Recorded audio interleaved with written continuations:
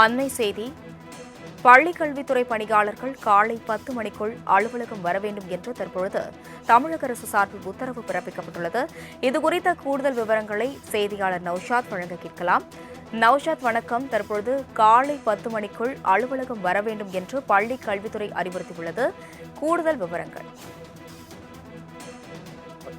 பள்ளிக்கல்வித்துறை பணியாளர்கள் காலை 10 மணிக்கு அலுவலகம் வர வேண்டும் என பள்ளிக்கல்வித்துறை உத்தரவிட்டிருக்கிறது.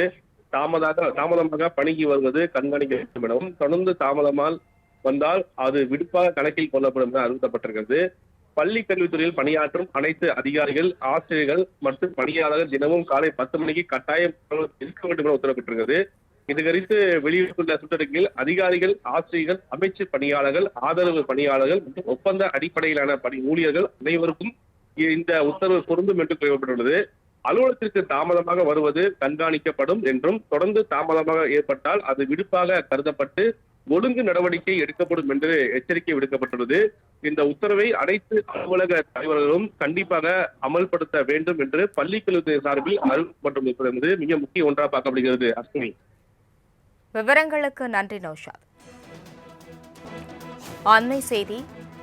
பள்ளிக் கல்வித்துறை பணியாளர்கள் காலை 10 மணிக்குள் அலுவலகம் வர வேண்டும் என்று தற்பொழுது தமிழக அரசு சார்பில் உத்தரவு பிறப்பிக்கப்பட்டுள்ளது.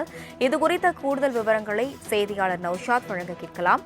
நௌஷாத், வணக்கம். தற்பொழுது காலை 10 மணிக்குள் அலுவலகம் வர வேண்டும் என்று பள்ளிக் கல்வித்துறை அறிவுறுத்தியுள்ளது. கூடுதல் விவரங்கள்.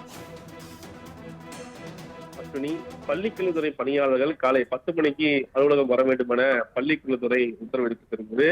தாமதமாக பணிக்கு வருவது கண்காணிக்க வேண்டும் எனவும், தொடர்ந்து தாமதமாக வந்தால் அது விடுப்பாக கணக்கில் கொள்ளப்படும் என அறிவிக்கப்பட்டிருக்கிறது. பள்ளி கல்வித்துறையில் பணியாற்றும் அனைத்து அதிகாரிகள், ஆசிரியர்கள் மற்றும் பணியாளர்கள் தினமும் காலை 10 மணிக்கு கட்டாயம் இருக்க வேண்டும் என உத்தரவிட்டிருக்கிறது.